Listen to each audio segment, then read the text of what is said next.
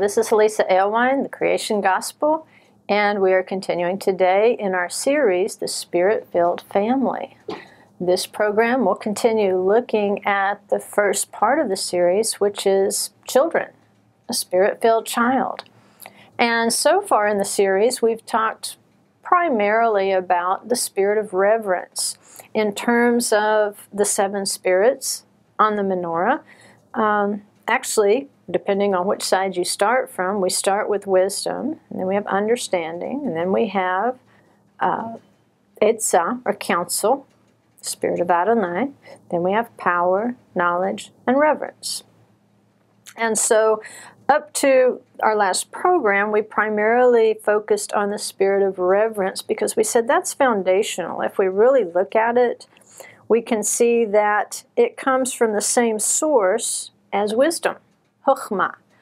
So, springing from the same source, we can see that thematically they're very similar, and that's what it says in Proverbs, is that the fear of Adonai is the beginning of all wisdom. And we even talked about, if we look at the way the rivers of Eden are described, what we can actually see is that this menorah, or even a rainbow, if you, in the natural realm, if you view a rainbow from above, it's concentric circles. Well, in the same way, the rivers of Eden, representing the seven spirits of Adonai, the description is that they went all the way around. They actually circled. They were in concentric circles. So you can see that the spirit of reverence, there really is no beginning and no end to it in terms of the spirit of wisdom. On this menorah, they look kind of separate, even though they come from the same source and they come from one Holy Spirit, even though they are one. They're one Holy Spirit, but then they're continuous. It's one continuous idea in terms of how those spirits work. So we don't want to artificially, I guess what I'm saying, we don't want to artificially separate out those seven spirits of Adonai, but always think of them as working in unity as one Holy Spirit, even though they might be manifesting in different ways. So laying that foundation of reverence, it took us back over here to the spirit of wisdom. And in the last program, we talked a little bit about the spirit of wisdom, and we spent quite a bit of time talking about the spirit of understanding, which is Bina. So we have Chokhmah and Bina. And then what we're going to do is move on here to Etzah, which is counsel. But the point of spending so much time with Bina is because it's so much a part of the decision-making process. As human beings, we're always making decisions, and probably until the day you die, you're going to have to make some decisions. That's that process of Bina, or building, learning to separate this from that, learning to categorize, to build things. And we said with children, if we as parents want to see them grow in the Spirit, we want to see them grow past simply making the decisions. We want to see them grow into a maturity so that they can anticipate the consequences of their decisions. In other words, we don't want them stuck in Bina, which is simply making decisions. We want them in that process of Bina to have a view toward what comes next, which is the spirit of Etzah, or counsel. And one of the most important things to remember about the spirit of counsel is that it gives hope. It's seed. That's the first time you really hear about the seed in the creation. And look how many times in the text it talks about how the fruit had seed in it. And that's how it was reproducing. So the seed represents hope. Seed is about the future, seeing something in the future. So in the last program, we talked about how important it is sometimes to let children fail in their decisions.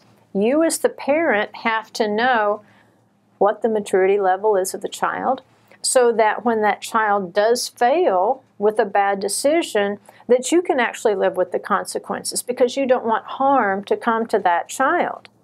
But in the case like we were talking about with the bicycle left in the driveway, if the child is deprived of a bicycle until he earns the money, or at least maybe half the money, to buy a new one, the child won't die. He won't go hungry. He won't starve. He won't become vitamin deficient if he doesn't have a bicycle. If he's learning the pain and suffering consequences of not listening to the parent's instruction, don't leave your bicycle in the driveway. So there again, you have to know how much that child can take, and therefore when that child makes a decision, you're actually the stamp of approval on the decision, whether you agree with it or not.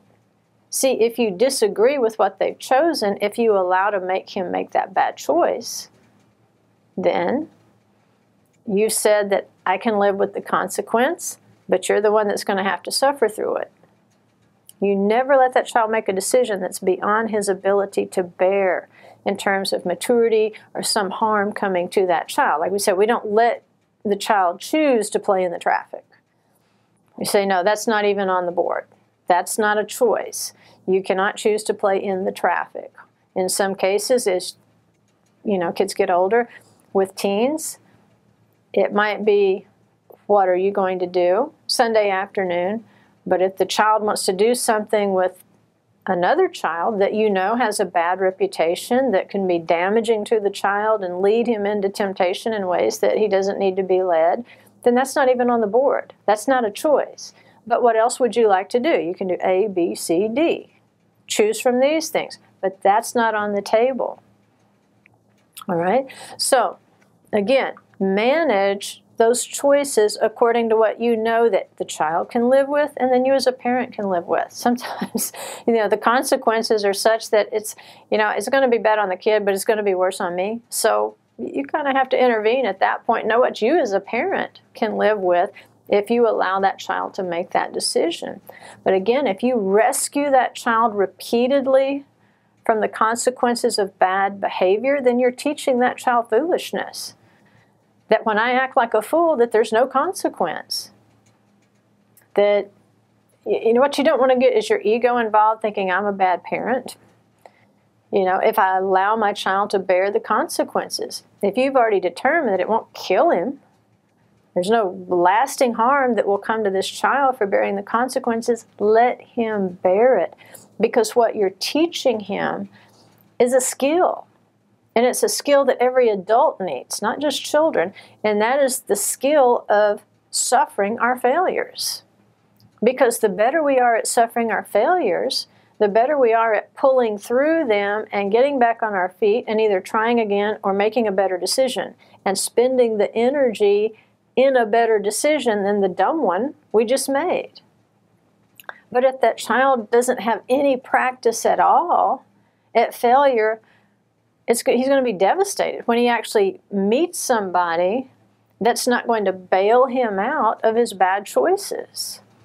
So you're not serving your own good purpose by bailing a child out, by repeatedly rescuing. And you run into parents like this all the time because they think it's some reflection on their parenting skills, and it's not. Every child is going to make mistakes. Every child is going to do dumb things. I still do dumb things. That's part of being human.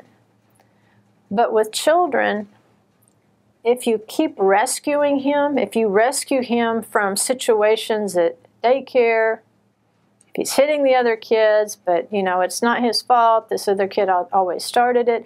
If you rescue him from the discipline at school, if you rescue him from all his bad decisions, then eventually he's going to run into trouble that you cannot rescue him from. There's not a lawyer good enough to bail him out of that bad choice. So what have you done? You've actually taught him how to fail. Sometimes you teach children how to succeed by allowing them to fail and to bear consequences. Now, are there times when you can step in and lessen the pain of that consequence and it's appropriate? You bet. Just like with the kid. If he doesn't normally leave his bicycle out in the driveway, but he just had one of those days, and sure enough, it gets stolen that night, Maybe you don't want him to work to, buy the entire cost of the new bike, but maybe you say, we'll match you. Here's some extra chores you can do to make some extra money, and if you make this much money, then we will match yours, and we will help you out of this situation, because it's not really typical of you. It's not like you, and we understand that, but you still need to bear some of the consequence of your decision. You as the parent, you're the only one that knows whether he needs to buy the whole bike or half of it or 2/3 of it. Or if he tears up something that's yours, then maybe he needs to help pay for the repair, whatever it might be. If he tears up something, it may be that only part of the repair can he even bear. Maybe it's that great. Or maybe it's so little he can do all of it. Or maybe you don't do this until this is fixed. So as a parent, just be creative. Figure out the most logical consequence, the most closely related thing to the bad decision. In other words, you don't want consequences to be something completely disconnected to the bad decision. You want it to have a connection to the bad decision. Right? So let's say he takes out your four-wheeler and wrecks it. Right? Until it's fixed, you don't ride four-wheelers. All right? Or until it's fixed and you pay this much of the cost, you don't ride four-wheelers. That's directly connected to the bad behavior. That's not serving your own ego. When you do that, it's not trying to show the child how powerful you are. It's actually actively teaching the child that when I make bad decisions, there's consequences.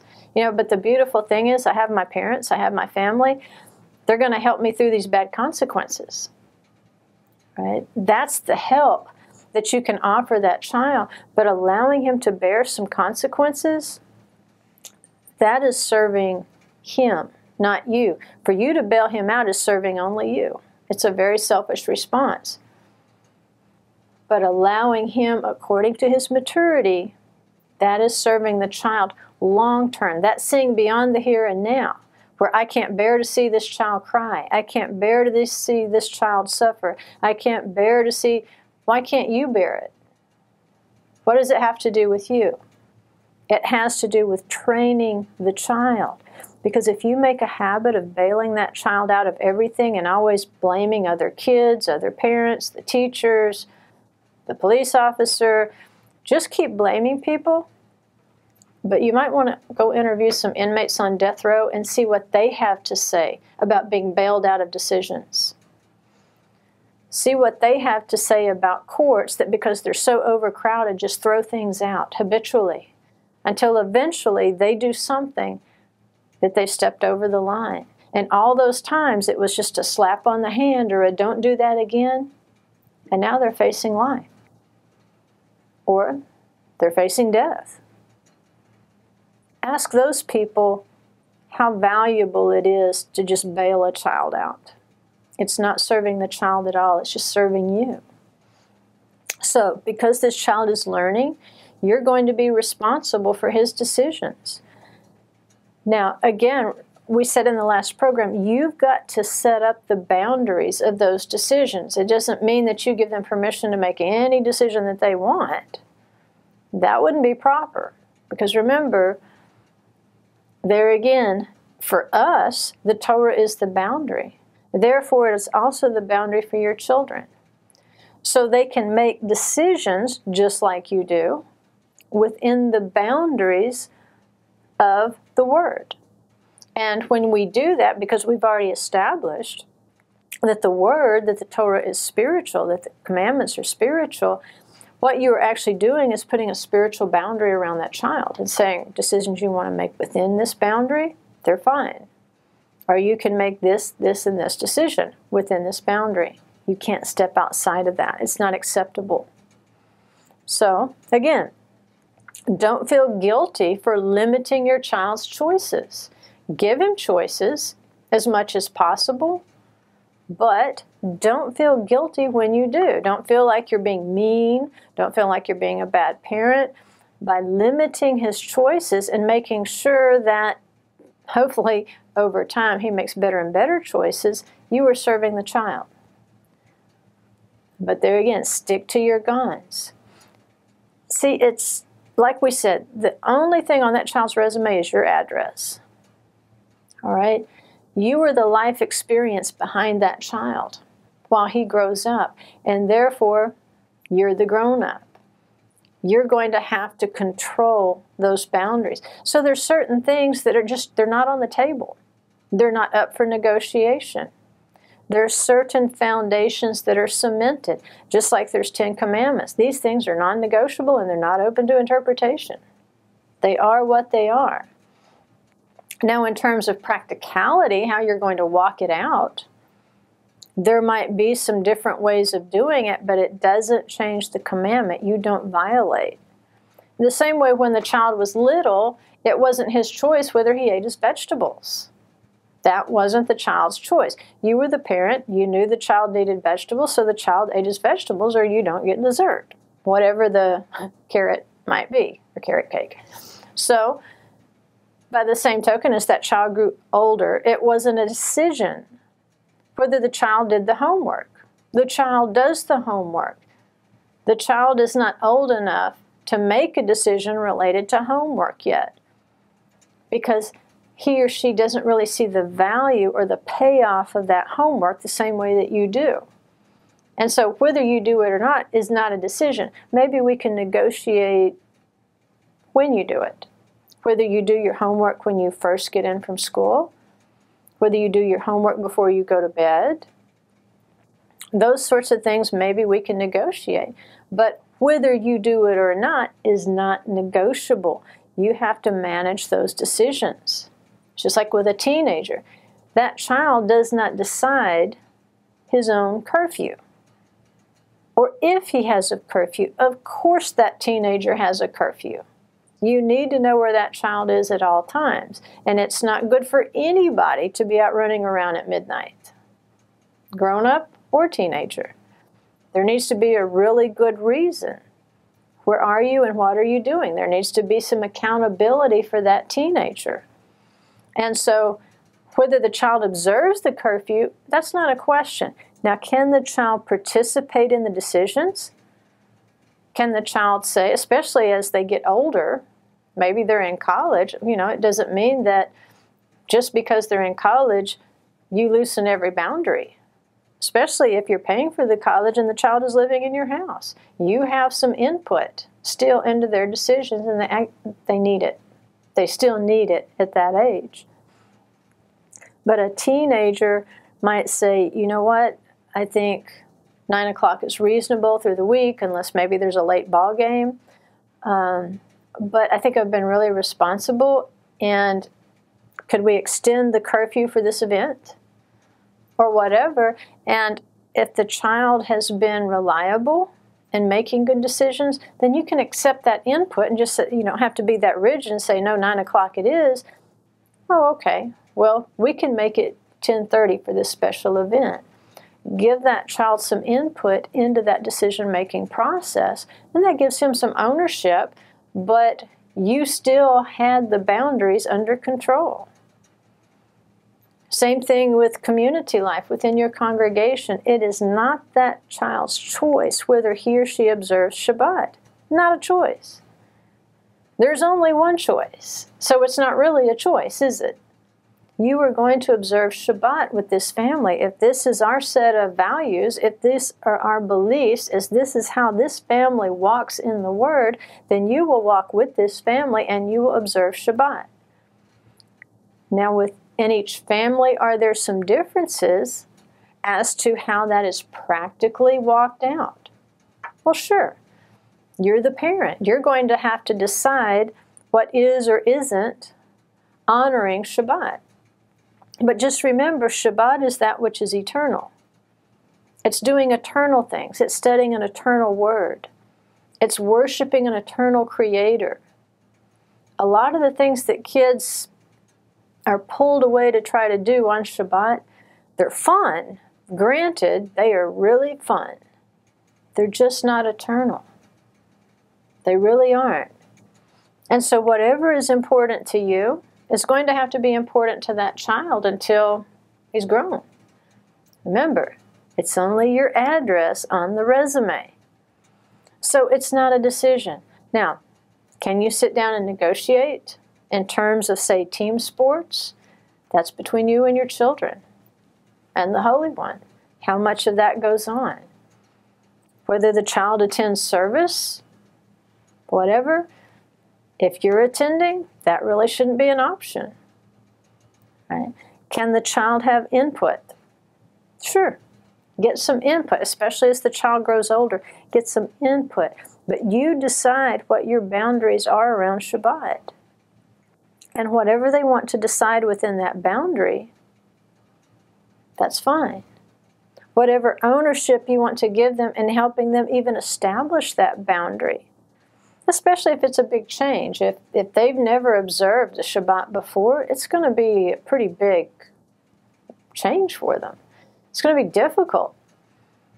So you're going to have to consider that. You don't want them to hate Shabbat, but on the other hand, you don't want to see it as something they can manipulate any way they want to, because it's so important. You know that from just studying the Moedim.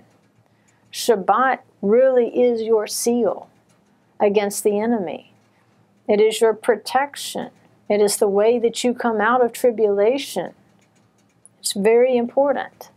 And so teaching them to live within the boundary of Shabbat is teaching them the most important, not just life skill, but afterlife skill. The things that they learn on Shabbat are the things they will carry into eternity. So help them weigh those things out. Be honest. If you've not always observed Shabbat, it's going to be more difficult for them because of their expectations. If you change courses midstream, that's difficult. So adjust accordingly. You didn't learn everything in one day. You didn't adjust to everything in one day. So be patient with your children, but be insistent upon the boundary. See, you've got those qualifications. You as the parent, you have the qualification. And so you can accept suggestions on details, timing. You can be flexible based on their growing maturity. But by imposing those boundaries, what you're going to do eventually, if you do it right, is you're going to create discomfort in that child. Same way you feel discomfort. Let's say that you only have 30 minutes for lunch, but you have some errands that are really important to run. Well, you may have to negotiate with your boss and say, it's going to take me 45 to 50 minutes to run these errands and get back on lunch hour. What can I negotiate? Could I work over? Well, there's going to be some discomfort in that. He says, well, no, if I let you do that, then I have to let everybody do that. So no. So there may be one of those errands that's going to produce an uncomfortable consequence if you can't do it. Right? You have to make decisions too. And in making those decisions, you have to bear the consequences or the suffering for those boundaries. Right? Your children, they are going to have to learn to do that too. Because the better you are at dealing with that suffering concerning the boundaries, the more competent you are actually as a human being. If you think about it, teaching that child to endure discomfort is teaching a most valuable life skill, because you are not going to go through life without discomfort. There's no way you're going to go through life and always get your way. Always be able to do things the way that you want to do them. To be able to do them when you want to do them. To be able to do them how you want to do them. And that brings discomfort. Anytime we don't get our way, what we want, it produces discomfort. So, understanding that your entire life is filled with discomfort, the sooner you learn to deal with the discomfort, the better life is going to be. The easier it is going to be to endure that discomfort. So, allowing that child to endure some discomfort based on his decisions or forcing him to make a decision. Sometimes you will have to impose a decision on that child and say, look, you're going to have to choose this or this. You can't have both. We can't continue this. We can't have gymnastics lessons and guitar lessons. Number one, we can't afford either. Or number two, you don't have the time.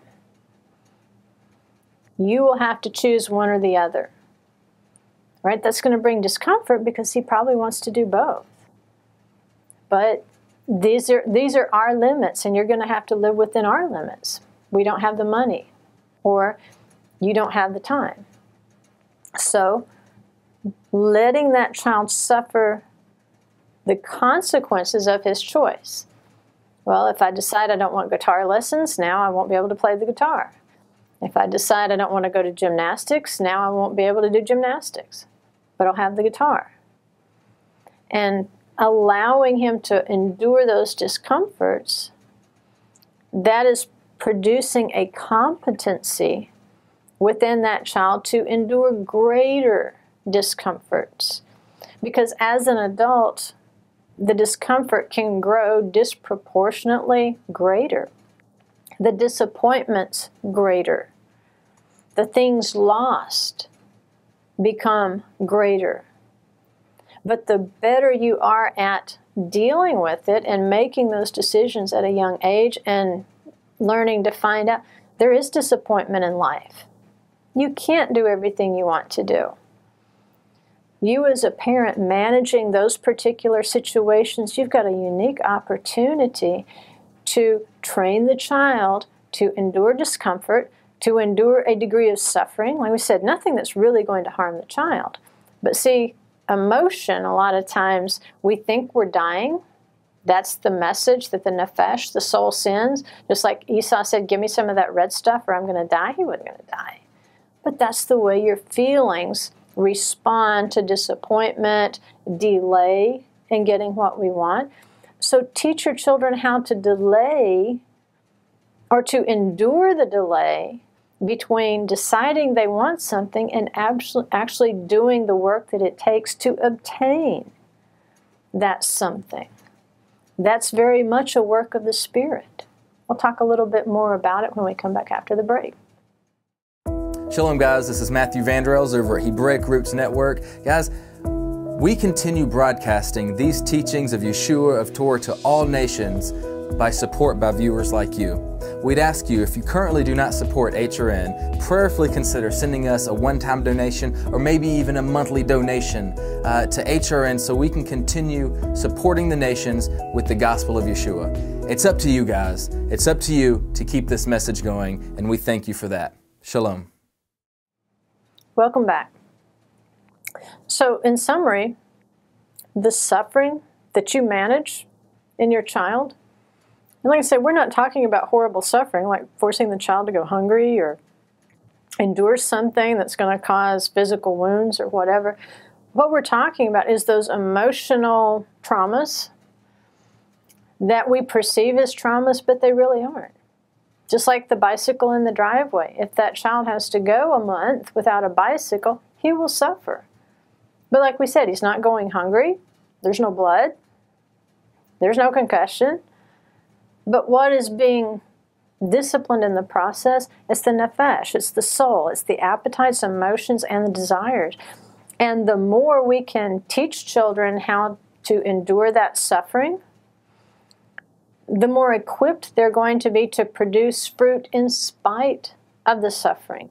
Because if you think about it, human beings who can endure the greater discomforts in life, they're actually going to produce greater fruit. Some people are actually destroyed by the discomforts because they've never learned to deal with them. They've never learned to deal with the word no. They've never learned to deal with the word wait. Therefore, the nefesh, the soul, the red one, the Esau inside of us takes over. And we never learn to delay obtaining what we want. We'll do anything to get it right now. But those who can endure the discomfort of a reward delayed, they are going to produce greater fruit in the world. So, When you set the boundaries, you are setting boundaries based on insight that the child does not yet have. For instance, the Torah has a commandment that it says that you are not to make your daughter a harlot. Well, for a daughter of a certain age, she's not even going to know what a harlot is. She may not have any idea or concept what's involved with harlotry. In fact, you can't know what you don't know. And if this daughter doesn't know, because she's not been exposed to that side of life, then you as a parent, having the background experience you have, you're going to have to help set her boundaries so that you don't make her a harlot. And because remember our definition, we went through it really carefully, of what it means to be naive. To be so wide open that you're letting just anything in and not knowing how to set those boundaries. And so for this daughter, the commandment not to make her a harlot, the commandment is to you as a parent. But guess what? She's going to suffer some of the consequences of your keeping that commandment, because she's going to have ideas about the things that she wants to do or the ways that she wants to dress. And that's why it's so important for mothers to model modesty in dress. That's an important thing. A lot of times it's the mothers pushing the daughters to wear clothes that are just way too provocative, you know, not just for that age group, but period. They shouldn't be worn in public. If it's you and your husband in the house, fine. But, you know, there's such a thing as reserving certain parts for the marriage relationship. And if you even look at the altar, you know, there's an example there. You know, it talks about that the thigh, the breast, and the fatty tail, they are reserved for the Lord. They are holy to Him. Well, there's certain parts of your body, maybe it's the thigh, the breast, and the fatty tail, those things need to be concealed from public view, from public consumption, because that's not who they're for. Those are holy things. So you can teach your daughter, even through some of the Torah portions, you know, what it means to have parts that are reserved for your husband, to have parts that are reserved for the Holy One, because your body is His temple. A daughter really doesn't understand why modesty is needed. She doesn't get it because she's not had that experience yet. And it's just like with Adam and Eve. Once they sinned, they knew they were naked. But until they had actually committed the transgression, they did not know, because you cannot know what you do not know. The only way to know what you don't know is to do it and then know. Well, we don't want to put her in a position where we're letting her make bad decisions based on what she cannot possibly know, based on her maturity, her age, and so forth. So you as the parent, as the mother especially, you model modest dress. Now, it doesn't mean that you have to dress in a burqa. That's not what it means. But what it does mean is that there's a certain level of modesty, which means I'm not just thinking about me, I'm thinking about you. Because if for a man just to look at a woman to lust after her is a sin, then if she's purposely dressing in a provocative way to draw that attention, then she's participating in that. And we don't want to cause someone else to stumble or fall. Now, on the other hand, if you are dressed modestly and that person is still lusting, that's his problem. That's his alone. You know, you don't have to erase women off the face of the earth to stop lust. You know, that's something that a man is capable of doing. He is capable of controlling himself. But by dressing modestly, we acknowledge that I'm going to take ownership over my body. I'm going to cover my body. And it is reserved, my holier spaces, for those who are most holy to me. Right? Notice even in the camp of Israel, there were 10 degrees of holiness. There were 10 ways to move in to the Holy of Holies, but not everybody could go into the Holy of Holies. Anybody could go outside the camp. But as you move in, there's more and more requirements. It limits the number of people who have access. We have to learn to let our kids set boundaries. And when they don't know how to set those boundaries because they can't possibly know what they don't know, then we have to step in and help them out. You know, how a little 5-year-old may dress is going to be much different than how a 15-year-old may dress. But you're the grown-up.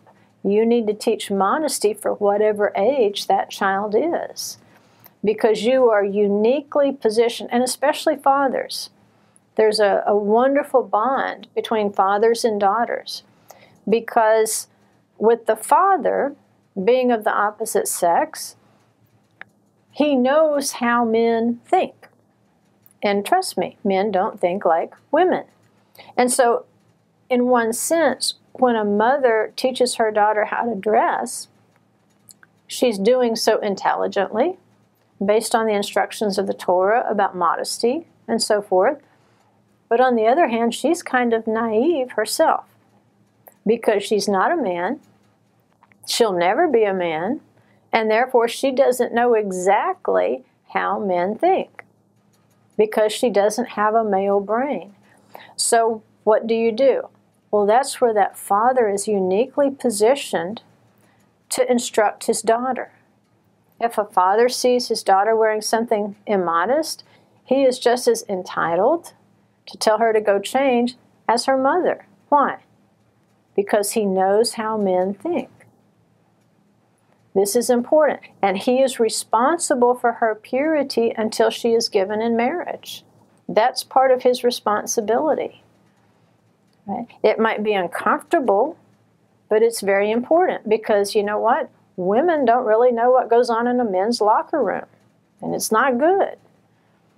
But that little girl's father knows exactly what goes on in a locker room, and he knows exactly how men will view his daughter when she is in public. And again, you don't have to dress all in black, you don't have to wear a burqa, you don't have to wear a chador. These sorts of things, that's putting all the responsibility on the female for a man's behavior. No, the man still has to be responsible for his own behavior. You can dress attractively and modestly. And that's the challenge to creativity. And if you can present it, remember with a child, if you can find more ways to say yes, yes than no, no, that's an advantage. So if you say, okay, here's your boundaries, whatever you choose to make them. You know, in different families, they'll be a little bit different. Here are your boundaries. Within this boundary, you can choose any kind of clothes you want to wear. And that way, you can say yes, yes, instead of only no, no. But allow a father to have some input into those decisions. And it's not just girls. Boys need to be modest too. You know, there's no reason for a 17-year-old boy to be running around without a shirt on. Right? Unless he's in a swimming pool, there's no reason for it. Boys can dress just as immodestly. If those pants are 2 sizes too small, buy new pants. Right? You don't need to accentuate yourself. Remember, that's drawing attention to the self instead of being conscious of what's important to the other person. And if that other person is going to, his eyes be drawn to me, because of that, I don't want to be that stumbling block. I want to be concerned about their purity as well, not just my own. And so the father, again, he's uniquely positioned, and he knows how his boys are going to think as they grow up. So he has some insight into things that maybe that child's mother will not have. Now, she has some insights that dad doesn't have either. So when they work together, then they can set those boundaries on things like clothing, because it seems like kids and their parents always argue about clothing or lack of clothing. Well, set your boundaries, but allow dad some input, because he knows some things that mom doesn't really know, especially as it regards his daughters and keeping them protected and precious, because they are precious. But that's the thing, they cannot know what they don't know, and once they know, it's too late. You can't back up. You can't undo it. They don't really understand the power that goes along with that arousal. So, with kids, because they don't know what they don't know, you be the grown-up. You set the boundaries because you don't want those transgressions, even if it's just in the heart. Maybe it's just a practice of looking, you know. And there again, control the internet. If your children access the internet, you need to know exactly where they're going and what they're looking at. That's important because, remember, the only thing on their resume is your address. So you need to go through their browsing history. If they're using the internet, you need to check the apps. You need to check out the games they're playing. Some of them are very sexual, very violent. They're nothing you would invite in your house for somebody to do. You would never say that that behavior is okay, but because it's on a game, it's okay. No, it's not okay. You don't practice things you don't intend to do. So, in terms of modesty, don't just focus on what they're wearing. Look at everything around them. What's coming in through their eyes? What's coming in through their ears? Who are they coming into contact with? Is this the best school to send them to? All these things have to be evaluated. You know, even the advantage of a father is that he, like we said, he knows what a mother can't know because he's a man. He has a male brain. Knowing that, he can actually help his daughter. He can teach her some things that maybe a mother doesn't know. And this is maybe teaching her techniques, seduction, how a man might try to seduce her, or a young man, depends on her age, so that she can see these things coming. Because remember, if she's naive, she doesn't know it's coming. But he knows how men like that work. And he can say, look, you know, if a man is trying to isolate you from your family, from me, from your friends, if a man is trying to get you alone, you get out of that situation. You call for help. You make sure you get back to where there's plenty of people around. Never let yourself be isolated with a man. He can tell her to watch for that. We teach our kids, you know, about opening the door. Don't open the door for a stranger. All right? It's just as practical as that. He might tell her, you know what, if a man starts just heaping compliments on you and telling you how wonderful you are, beware and let me know. Tell me what's going on. Come to me and tell me what he's saying to you. Because for a man to heap those compliments on her in an improper way, that's a trap. That's a snare. There are predators out there. Trust me, there are predators out there. Her father can give her a heads up and say, look out for these specific things. And if you start to see these things happening, you come let me know. It may be nothing, but let me decide if it's something, because your safety is precious to me. If some man is trying to secretly communicate with you and texting you or trying to get your email or get you to set up a secret email account, I need to know that because there's danger there. Let me know. Don't block me out of those things. And if that's a relationship of trust, where she actually trusts your no-nos because you've built that trust over time, then she will come to you. She will let you know if someone's trying to isolate her, trying to contact her online or through text messages or whatever. Someone's trying to isolate her, even at a congregation. We would like to think our kids are safe at churches and synagogues or congregations. That's not true. A lot of times that's where the predators actually go. Those can be places of danger. That's why you need to know where your kids are. Oh, well, they're off playing with so-and-so. You know what? Just go check on them. If they've been disappeared for 20, 30 minutes, maybe just go check on them. Sometimes if things are quiet, that's not a good sign. Sometimes you want to hear a lot of noise. But if you're not sure what they're doing, just go check. You know what? It doesn't mean that you're checking up on them in that no sense. It can mean I'm checking up to you in a yes sense. Just checking to make sure you're okay. Love you. Close the door, whatever, move down the hall. If they're safe in a class, they're safe in a class. But it's okay just to make unscheduled, unannounced, spontaneous checks on what your kids are doing. Don't be predictable. Know your enemy. All right? And if they know that, that's putting a guardrail up for them. It might feel like barbed wire, but in terms of their safety, it's precious. It's precious. You don't want to be naive yourself. Because if you're naive, then they're going to fall into some stuff because of your naivete. You can't say that there's nobody in our congregation or nobody in our extended family who would ever harm my child. You don't know that. You don't know that. Go and look at the articles about sexual predators, and how many of them, when they interview the families, they say, we had no idea. Well, if their own families have no idea, what does that say? It says they're pretty good at hiding. And therefore, they're going to be pretty good at isolating your children. You don't want them put into that position if possible. You want to protect them until they have the proper tools to defend themselves. So even a father's input at a certain age can be even more important than a mother's. The mother can bring them to a certain point, but that there's some things that mom just doesn't know. Same way that there's things that mom's going to know that dad's not going to know.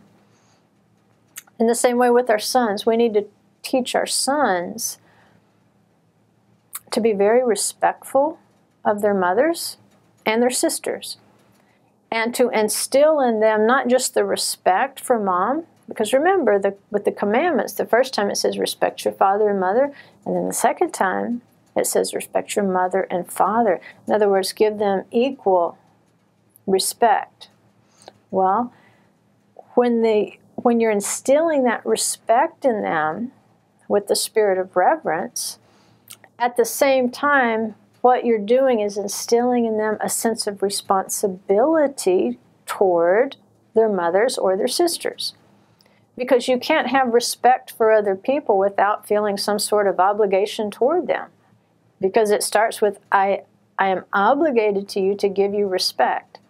What does it say? Owe no man but to love him.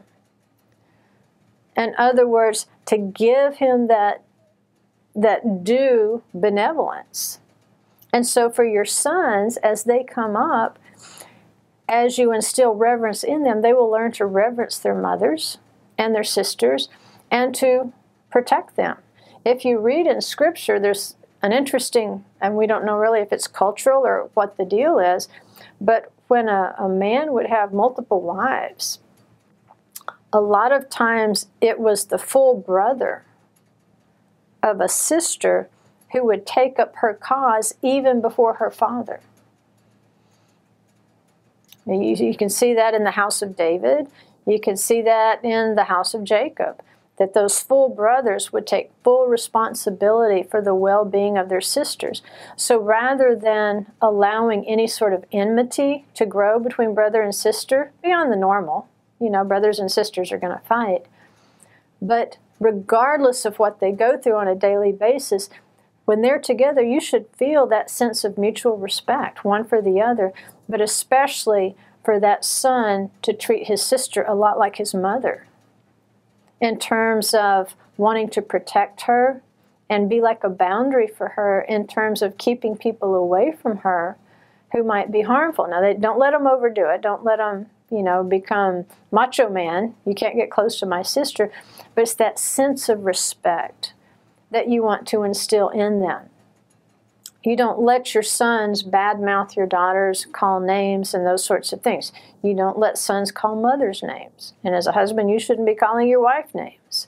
Those things should be way out of the boundary. All right, so far out of the boundary, it wouldn't even cross their minds to do that. But this is preparing him for the obligations your son will have when he eventually has a wife of his own. He will eventually be a father to children, and he will need his own children to see the respect he models for his wife. And so the better his relationship to his sister and his mother, the easier it's going to be for him to maintain that good relationship between his future wife. So as these children get older, remember the unmarried daughter, she really doesn't have your insight into why she should or shouldn't dress a certain way. She's got vague notions, but even the scripture itself is so vague. You know, the wording is very modest a lot of times in scripture, so they can read right through very explicit acts in scripture, and because they have no context, they don't even know what they're reading. And because the language is vague, they still don't get it, and we don't want them to until they're married themselves. So a lot of times you might set a boundary of dress for your sons or your daughters. I mean, you know, it's not just in terms of protecting the body itself. Sometimes it's in the message that we're sending with the clothes that we wear. If you look at some of the clothes these young men are wearing, right now MMA is the big thing. And a lot of these shirts, they feature skulls and, you know, affliction and all sorts of things. I mean, basically, the 4 altar judgments is what they're pushing through these T-shirts. Be really, really careful, you know, in terms of when you put a T-shirt on, what the message is that that son is sending. You know, those sorts of things shouldn't pass through unobserved. When your child goes out into the world, know what he or she has on and what results, think long term, it's likely to produce. How will that affect that child's reputation, his or her name? Because remember, your name is your deeds.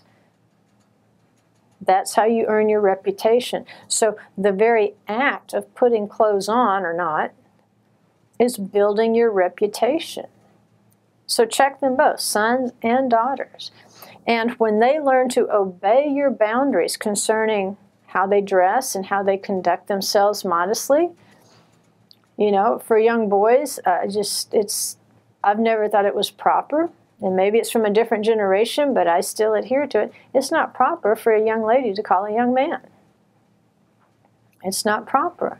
But on the other hand, it's not proper for him to entertain that behavior either. Of course, he's going to like it, but teach him your boundaries so that if he meets this little girl at school, say, look, don't call me at home. All right? That's not the way we do things in our family. All right? So whatever your family rules are, whatever your house rules are, it's their job to obey them with reverence. And sometimes they're going to have to do it in faith. In other words, they don't see why. Why can't I wear this T-shirt? Why can't I wear these shorts? What's wrong with this shirt? What's wrong with this dress? Why can't this particular child call here? Why can't I go to their house? Well, sometimes they're just going to have to accept in faith that you can see something in that situation that they do not yet have enough experience to understand. That you can anticipate some things that would not bring a good result into their life. It wouldn't bring life and abundance into their life. They're going to have to accept in faith the same way we do. Sometimes the Father tells us not to do things or tells us to do things, and we don't understand why.